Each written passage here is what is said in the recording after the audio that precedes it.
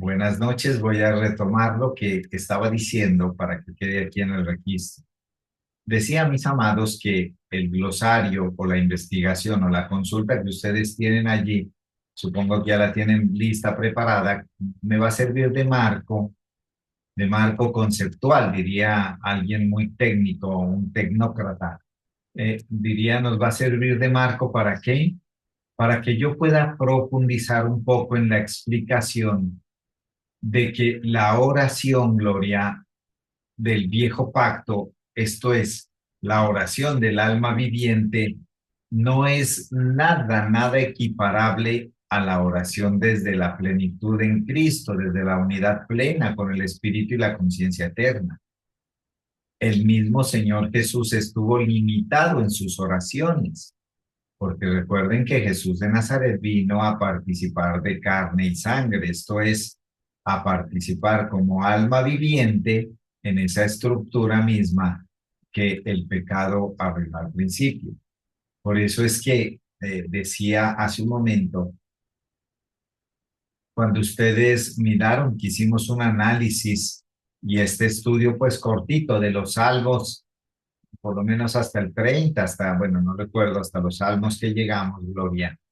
Cuando hicimos ese estudio, ustedes mismos se dieron cuenta solitos de cómo esos salmos eran plegarias basadas en lo que el alma sentía en ese momento, en lo que, por ejemplo, el salmista, y no solo David, porque acuérdense que hay salmos de Asaf, hay salmos de David, hay salmos de los hijos de Coré, hay salmos de Moisés, hay otros salmos de Emán, hay otros salmos de Jedutum.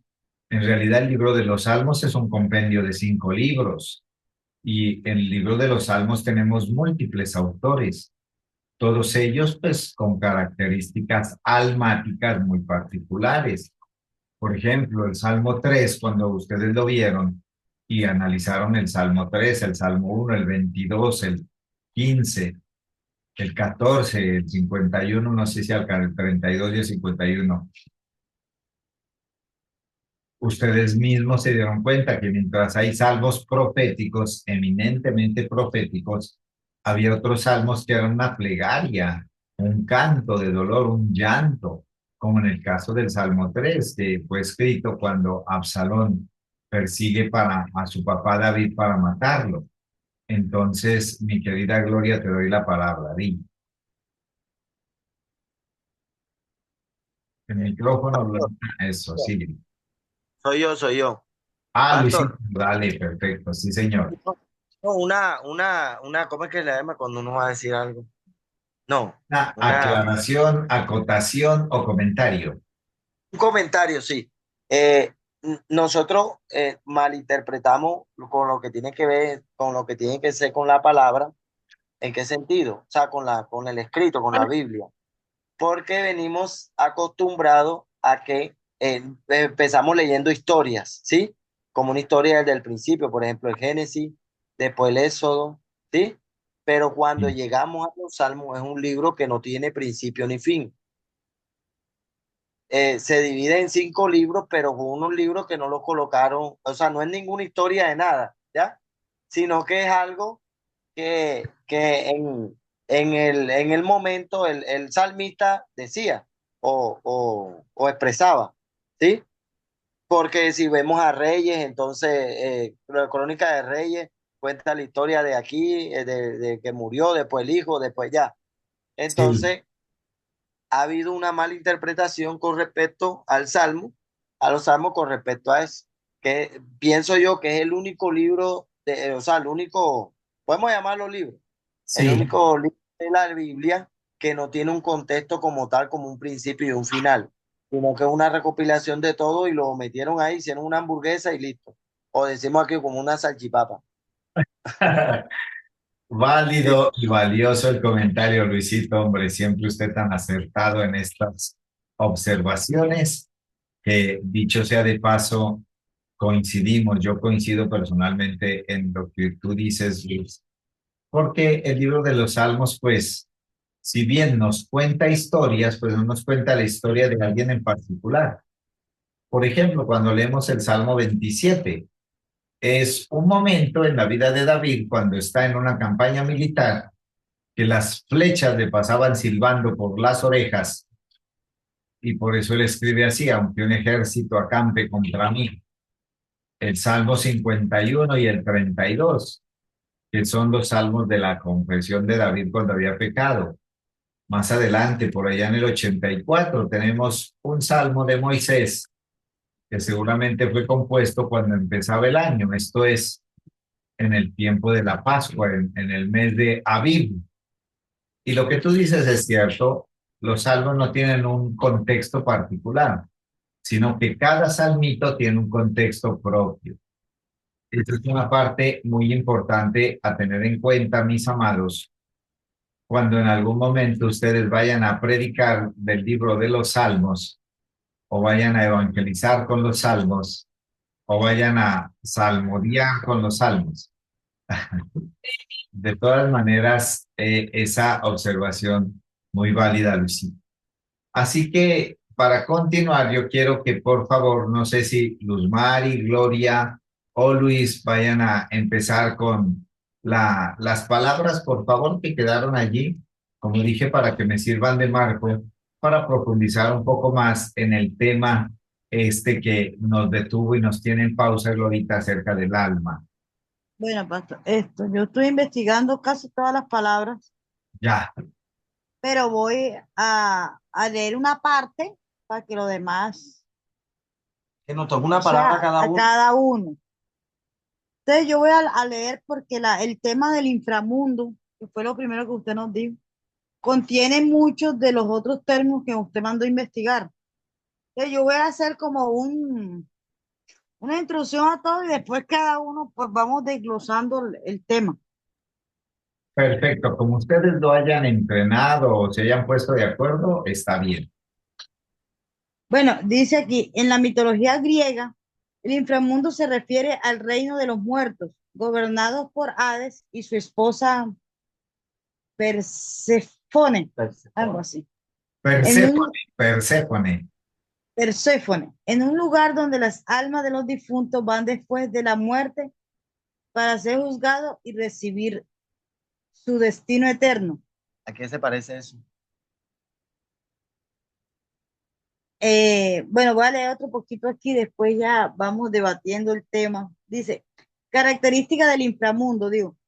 El inframundo tenía un río que se llamaba Estigia, el río que pasara al mundo de los vivos del inframundo. Era como había un puente, de un lado estaban los vivos y del otro lado estaban los muertos. Es lo que yo entiendo ahí en el contexto de lo que está diciendo. Había una baña que se llamaba que barca Caronte, que el barquero que transportaba las almas a través del río Estigia. Era como el transportador, algo así. Pero, Pero no era Sí, película. correcto. Muy bien, excelente. Sigue. pero hay una particularidad, pastor. Había que llevar unas monedas para el barquero. Si no se llevaba las monedas para el barquero, no podía comer, o sea, cancelarle, pagarle para que lo llevara al otro lado del inframundo. Traducción. Tocaba dar ofrenda para que lo entraran al otro lado. Y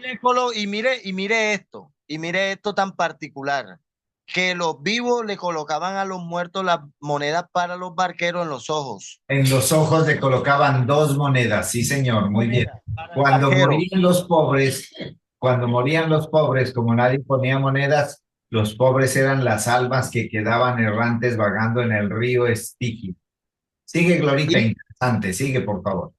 Dice, las puertas del inframundo, dice, habían guardas por el perro de tres cabezas llamado Cerbero. Cancerbero. Bueno, aquí yo, Cerbero. es el mismo que usted mandó a investigar, Cancerbero Sí, el o mismo. Cerbero, era Es un el guarda mismo, Cerbero o Cancerbero es el mismo nombre, el perro de tres cabezas, guardián del inframundo. y los jueces de los muertos, que eran Minos, Radamantis, Eaco, quienes juzgaban las almas y determinaban su destino. También investigué las regiones del inframundo. Por ejemplo, el campo Eliseos, un lugar paradisiaco para los héroes y las personas virtuosas. O sea, estaba dividido en secciones y en esa parte iban como la gente que era como valiente y los más virtuosos, o sea, la más buena gente.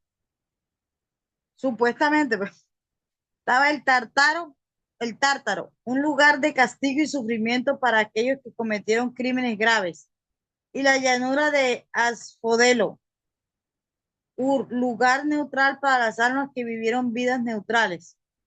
O sea, el inframundo estaba dividido en tres partes. Una era para aquella gente que era como los héroes y gente virtuosa, gente buena gente. Lo otro era para gente que había hecho cosas muy malas en el concepto de ellos, pues. Y la otra para la gente del común, por decirlo así. Ni virtuosos ni muy criminales, estaba intermedio. Era parte de, Más o menos para los evangélicos, más o menos. sí, más o menos. Ahí hay una, dice que dioses y criaturas del inframundo, que fue de las partes que usted mandó a investigar, Hades, que es el dios del inframundo y gobernante de los muertos. Perséfone, que era la reina del inframundo y la esposa de Hades. Caronte, que era el barquero que transportaba las almas. Y Cancerber, el perro de tres cabezas que guardaba las puertas del inframundo. Dice, el inframundo en la mitología griega es un lugar complejo y multifacético, se refleja las creencias y valores de la antigua Grecia sobre los muertos y el destino de las almas después de la vida. Ahí pues después sigue lo que es el infierno y todo eso, pero bueno, eso lo dejo para los demás compañeros y para debatir, para seguir Pastor, debatiendo el tema del inframundo. Perfecto, perfecto. Luisito, dime. voy a poner una, ¿cómo es que se llama eso? Que es lo que yo dije ahorita. Comparación, no. No, Aporte. un aporte, sí. En la religión de egipcio, en los egipcios también, pero cambiaban de nombre. Anubis, Arnold. no, Anubis, que era el que se Anubis, llamaba Osiris. Anubis. O sí, exacto. Anubis que se llevaba a los muertos. Y los muertos tenían que colocar, tenían que morir con plata o con oro o con algo de valor que pudieran poner la balanza. Y si esa balanza pesaban las almas y si en lo que llevaban de valor, entonces sí pasaban al, como el paraíso, pero si no, entonces no morían con nada de valor, entonces paila, se iban para el infierno. O sea, ¿y a qué se parece eso? Ajá, O sea, se parece al infierno evangélico. más. Y si nosotros nos damos cuenta, la religión judía también estaba premiada por los griegos, porque hasta mismo Cristo colocó la palabra eclesía, que eclesía era una autoridad que, o sea, ¿cómo era que era? Algo que tenían los griegos, era Una reunión de gente en la plaza pública para hablar de política. exacto, entonces ahí nosotros lo que nos estamos dando cuenta es que los judíos estaban también bien entrelazados con los griegos, ¿ya? Entonces, cuando la religión cristiana se mezcló, también cogió esa parte de los griegos, pero esa sí la transformó, ¿ya? Porque por ejemplo, lo que crean en las Valquirias y en lo de Odín, lo de eso, ellos, los vikingos, eso eran los vikingos, ellos también tenían también lo mismo, lo que se iban para allá, lo que se iban para acá, pero en realidad el único que no mencionó, ni nadie mencionó sobre eso fue Cristo acerca de la palabra infierno, porque infierno viene de Grecia también, de una palabra, o sea, griega. Eso quiere decir que en esa generación los griegos estaban bien metidos también en la vida de los judíos, ¿ya? Porque el único que no habla de eso es el reino de Dios, que no habla de infierno, que no habla de cielo, que no habla de paraíso, que no, no. El único que habla es de reino establecido en la tierra, ¿ya? Entonces, ese era uno del aporte que iba a decir. Bueno, Luisito, me da pie para dejarles una pequeña investigación para que por favor tomen nota de ello. Requiero que ustedes investiguen qué es el helenismo, con H, helenismo, porque había judíos helenistas. ¿Y qué es el helenismo? Para entender un poquito más lo que Luis acaba de decir. Muy bien, amados, así que como se hayan puesto de acuerdo para la investigación de las demás palabras, continúen. No sé, Pastor, Socorrito, Luz, sí, Gloria, escucho. iba a decir algo más, otra Por parte favor, respecto a lo claro que que sí. eso también a veces analizando cómo funcionaba en la mentalidad de ellos ese asunto, también tiene un parecido a la Iglesia Católica. Ellos hablan del purgatorio, de que los muertos van a un lugar y allá ellos purgan las culpas y si la culpa es muy grande, de ahí se lo llevan para el infierno y si no, ahí paga un tiempo de condena y se va para el paraíso. Es algo similar, de pronto no se usan los mismos términos, pero sí es en pensamiento, o sea, en forma es lo mismo. El catolicismo habla mucho de ese tema. Es más, hay una vaina que los familiares de los muertos pagan y que misa para los muertos es para eso, para que lo saquen de allá del purgatorio, que es el lugar, así se llama el purgatorio, y se lo lleven para paraíso, para el cielo, o como ellos le llamen. Y eso es muy similar a lo de las monedas y todo eso. O sea, hay una similitud que ha ido arrastrando desde la cultura griega hasta nuestros días, tanto casi en todas las religiones, porque cada quien tiene un poquito de ese tema bastante profundo. Porque Roma también había invadido Grecia y Roma fue la exportación para todo el mundo. Como Roma tenía el poder de todo, entonces todo lo mezcló. Exactamente, Luisito. Por ahí va muy bien usted hilando. Recuerden que el imperio o uno de los imperios más grandes que ha existido en el mundo se llama el Imperio Romano. Muchas de las naciones, tal como están configuradas hoy, la gran mayoría de las ciudades y sistemas de gobierno, aún sistemas político-militares y educativos, son de herencia del Imperio Romano. Eso nos da pie, amados, para que obviamente ustedes en su investigación, en su análisis y comentario, puedan sacar sus propias conclusiones, que no son descabelladas para absolutamente nada, porque como ustedes ya lo acaban de identificar, traemos arrastrando una herencia cultural de paganismo que obviamente nunca jamás hubiese sido aprobado ni por Dios y menos por esa obra consumada de Cristo. Bueno, mis amados, la siguiente investigación, la palabra, ¿quién va a seguir? Como quiera, abra el micrófono y siga, Luz Mari. Bueno, pastor, ya pues Gloria y quién y su esposo hablaron sobre el inframundo, pues yo investigué sobre el Hades y habla que en la mitología griega significa el invisible y se refiere al dios que gobernaba el inframundo, que el inframundo era donde iban las almas de los muertos, ¿no? Era como otro mundo. Y Correcto, sí.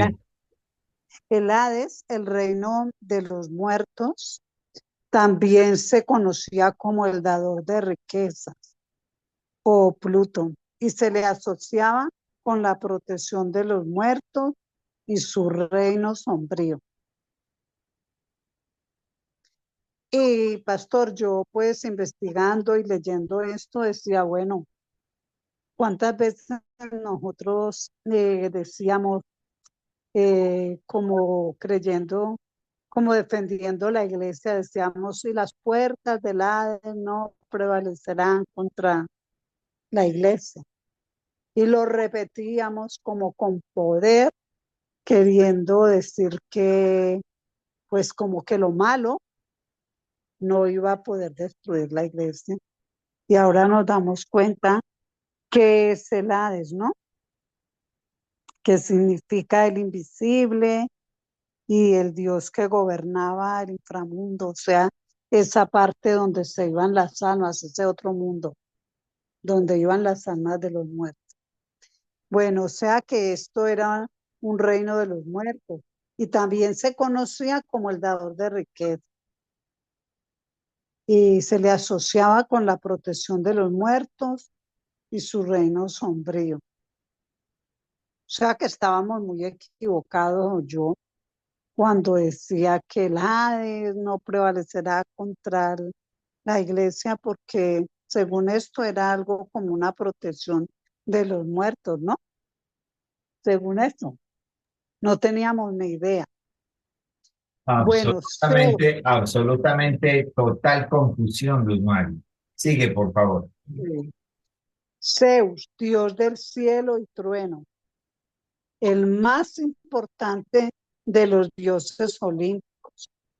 Se le considera padre de dioses y hombres tras su victoria definitiva sobre los titanes y demás fuerzas primitivas. Bueno, y de verdad, qué triste cuando nosotros no entendemos eh, estas palabras, cuando no las entendemos, porque una prima le puso a su niño Zeus, de nombre Zeus. Y yo, ay, no, la historia ahora, Dios del cielo y trueno, ay, no. Entonces, la Imagínate ignorancia, ponerle nombre de una deidad pagana. ay, Dios mío, de verdad que sí. Y la ignorancia, pastor, el vivir como es, en oscuridad, en tiniebla, nos lleva a hacer muchas cosas. Bueno, y el Caronte, Dios, Caronte en la mitología griega, Caronte era el barquero encargado de transportar las almas de los muertos, de transportar las almas de los muertos a través del río Aqueronte hacia el inframundo,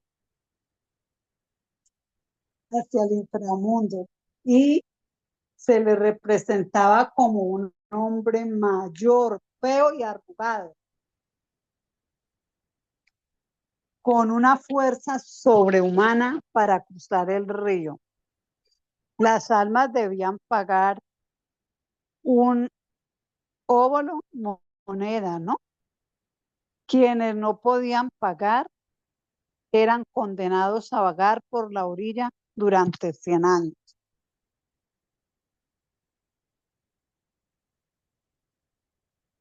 Entonces, vemos también cómo la religión católica nos llevó a nosotros también como a pagar, para que también vemos cómo alguien muere y a los 20, 30 años se siguen pagando misas por el eterno descanso de esa alma, ¿no?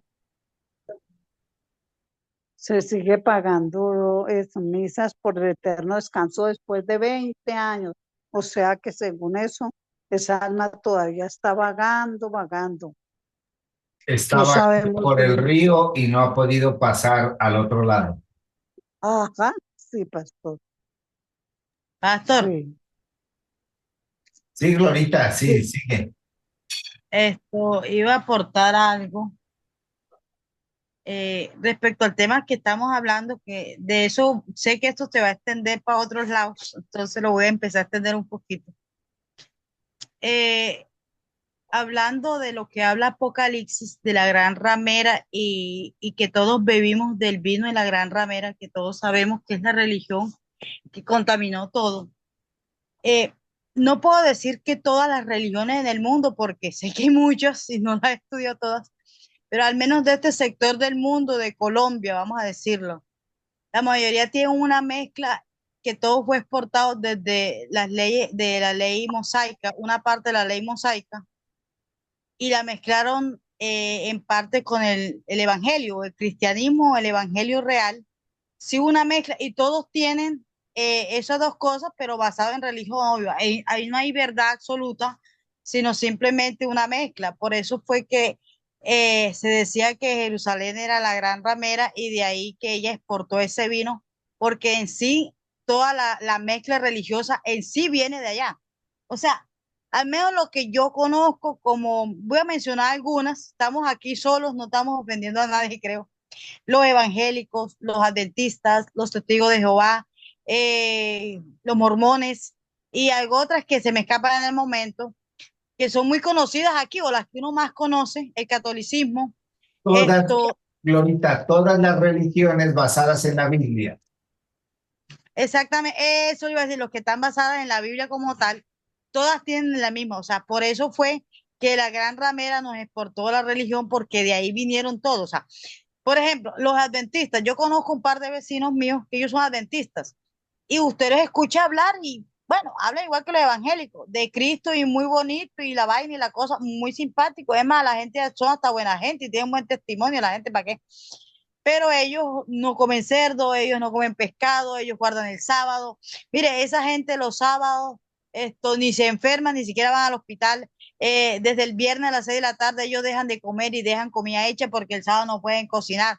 O sea, uno dice, hey, todo es una mezcla. Por ejemplo, los pentecostales, que son los que llama Jesús solo, que al final es un solo enredo. Esa gente es peor porque yo tengo una prima que es pentecostal. No, o sea, una locura absoluta, pero todo a la final, yo analizando el contexto de todo eso y me puse, esta semana estuve pensando en ese tema, todo viene de ahí, pastor. Son las dos cosas mezcladas, entre la ley mosaica, lo que se vivía en el antiguo pacto, lo que está basado en la Biblia, como usted dice, y lo que se vino después en el Evangelio con la impartición de Cristo, pero que se mezcló, o sea, lo enredaron todo y se volvió un solo sancochemango, como digo yo, basado precisamente en el tema que estamos hablando, porque lo que decía Luz Madi era para aportar un poquito más lo que ella estaba diciendo, que yo ahorita hablé de los católicos, pero es que los evangélicos también es lo mismo. O sea, supuestamente se cambian las palabras, pero es que también de pronto los católicos cuando la gente se muere y los familiares pagan misa para que se lo lleven al paraíso, los evangélicos de pronto es en vida, tienen que pagar el precio. Entre más sirve, más se acerca a Dios y más se va para el cielo y menos tiene la pata en el infierno. Entonces es una mezcla absoluta, o sea, todo tiene que ver y todo vino de ahí. Yo me sorprendí cuando empecé a investigar eso, porque a uno se le abren los ojos y dice, oiga, pero si esto es lo mismo que yo anduve tantos años, pero si eso viene de los griegos y nada tiene que ver con el evangelio, y en parte ni siquiera tiene que ver con la ley judía o con la ley mosaica, porque tampoco tenía nada que ver con eso, porque la ley mosaica no habla ninguna vida después de la muerte. Y además, Pastor, una otra, ¿cómo es que es la cosa? Otro aporte. Otro aporte, es que se me olvide esa palabra, aporte, aporte. Otro aporte, que también los griegos, cuando hicieron la traducción, también metieron ahí de su. Porque es que si tú te das de cuenta, la puerta del Hades es algo griego, Eclesía es algo griego, y ellos meten sus palabritas ahí, sus cosas ahí. ¿Por qué? Porque ellos también necesitaban exportar. Sí, el emperador romano dijo, bueno, tradúcame todo eso del, del hebreo al griego. Ahí, ¿a quién tienen que llamar? A unos griegos que sepan hebreo. Al traducirlo van a meter también ahí, su aporte. Entonces, todos han sido mezclados y han bebido el vino de la gran ramera, porque si lo vemos de esa manera, todas las religiones tienen sus mezclas. Pero cuando vino Cristo dijo, hey, eso no es así, eso no es así. Ustedes están equivocados. Yo los voy a dejar, pero ustedes están equivocados. Listo, pastor, esa era la aporte. Ay, amados, excelente todo lo que ustedes han dicho. Alvarito, hombre, un abrazo, feliz noche, qué bueno que estés con nosotros, Álvaro. Mi querida Luz Mari, no sé si habías concluido ya, hay unos minuticos aquí para que concluyas la intervención, la exposición, y luego vamos a ir y abrimos otra nueva sesión, luego de que Luz Mari termine para seguir adelante. Sigue, mi querida Luz Mari, por favor, o ya terminaste. Bueno, pues, doctor, es que yo hice de cada uno de estos dioses, hice como lo que más, algo pequeñito, algo pequeño, como que lo que más me llamaba la atención.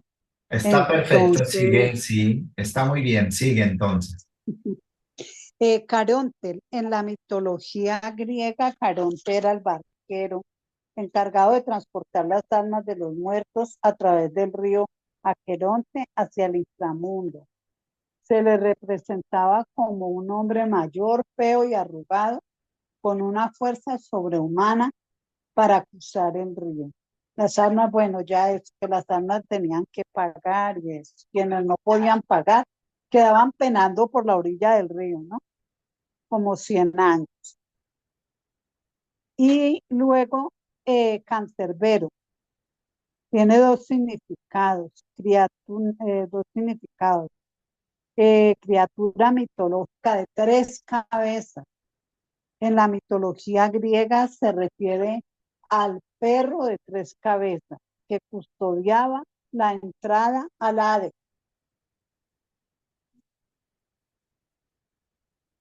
Bueno, y el infierno se refiere a un lugar o estado de sufrimiento eterno, generalmente asociado con creencias religiosas, donde las almas van después. Y el último fue Vulcano. Vulcanos en latín es el dios romano del fuego, la metalurgia y la forja, equivalente al dios griego Hefesto. Se le asociaba con el fuego de los volcanes y era considerado un herrero habilidoso. Eso fue lo que yo hice de todas las palabras que nos puso, pastor. Muy Que eso de bien, mi verdad lo querida pone Luz a María. uno a pensar muchísimo en lo mal que hemos estado, ¿no? Muy bien, sí. Excelente los aportes. Nos queda pendiente lo que tenga Socorrito, pero para ello vamos a abrir una nueva sesión. Les invito a reingresar, por favor, porque aquí ya estamos sobre el tiempo. Así que, bueno, ingresen nuevamente, por favor.